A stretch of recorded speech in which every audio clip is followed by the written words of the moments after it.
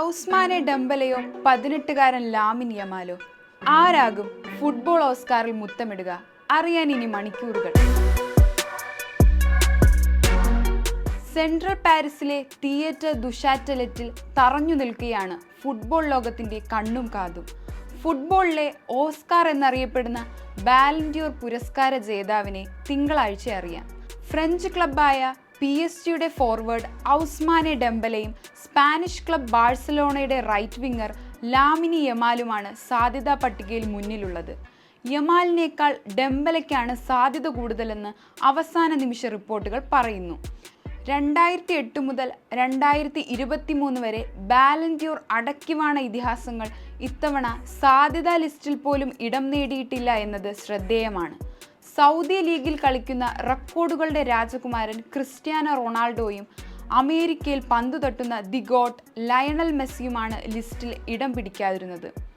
CR7 Messi യുഗത്തിന് അന്ത്യമിട്ടായിരുന്നു കഴിഞ്ഞ വർഷത്തെ പുരസ്കാരം.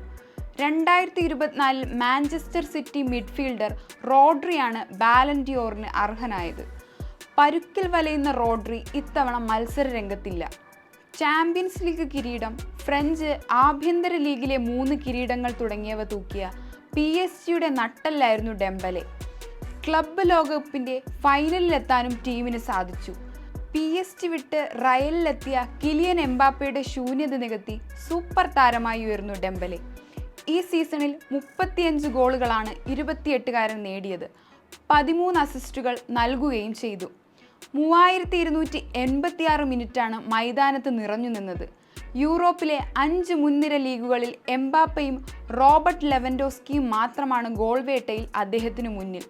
ഇനി യമാലിയൻ വോയേജ് പരിശോധിക്കാം. 18-കാരനായ യമാൽ ബാലൻ ഡ്യോർ നേടിയാൽ അത് ചരിത്രമാകും. 70 വർഷത്തെ അവാർഡ് ചരിത്രത്തിൽ 21-ാം വയസ്സിനു മുമ്പ് ഒരു ഫുട്ബോൾ താരവും ഈ പരമോന്നത പുരസ്കാരം നേടിയിട്ടില്ല. കഴിഞ്ഞ സീസണിൽ 55 ഗെയിമുകളിൽ 18 ഗോളാണ് യമാൽ സ്വന്തമാക്കിയത്. സ്പാനിഷ് ലാലിഗയും കോപ്പ ഡെൽറേയും നേടിയ ബാഴ്സ ടീമിന്റെ കുന്തമുനയായി ഈ കൗമാരക്കാരൻ മാറി.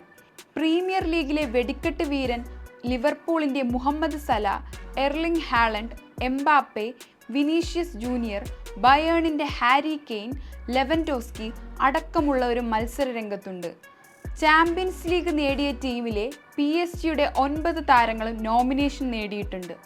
വനിതകളിൽ ബാഴ്സയുടെ ഐദാന ബോൻമാട്ടിക്കാണ് സാധ്യത കൂടുതൽ. ഫ്രഞ്ച് മാഗസിൻ ഫ്രാൻസ് ഫുട്ബോളാണ് ബാലൻ ഡ്യോർ പുരസ്കാരം നൽകുന്നത്. 1956 മുതലാണ് ആരംഭിച്ചത്. ഫിഫ റാങ്കിങ്ങിൽ ആദ്യ 100 സ്ഥാനങ്ങളിലുള്ള രാജ്യങ്ങളിലെ 100 മാധ്യമപ്രവർത്തകർ വോട്ട് ചെയ്താണ് ഫുട്ബോൾ രാജകുമാരനെ തീരുമാനിക്കുന്നത്. മികച്ച ഗോൾ കീപ്പർക്കുള്ള യാഷിൻ ട്രോഫി, മികച്ച യുവതാരത്തിനുള്ള കോപ്പ ട്രോഫി എന്നിവയും വോട്ട് ചെയ്ത് തീരുമാനിക്കും. കഴിഞ്ഞ തവണ കോപ്പ ട്രോഫി യമാലിനായിരുന്നു. ജീവിച്ചിരിക്കുന്ന മുൻകാല ബാലൻ ഡ്യോർ ജേതാക്കളാണ് കോപ്പ ട്രോഫിക്ക് വേണ്ടി വോട്ട് ചെയ്യുക. നമുക്കും കാത്തിരിക്കാം ബാലൻ ഡ്യോർ ആരുടെ ഷെൽഫിലെത്തുമെന്ന്.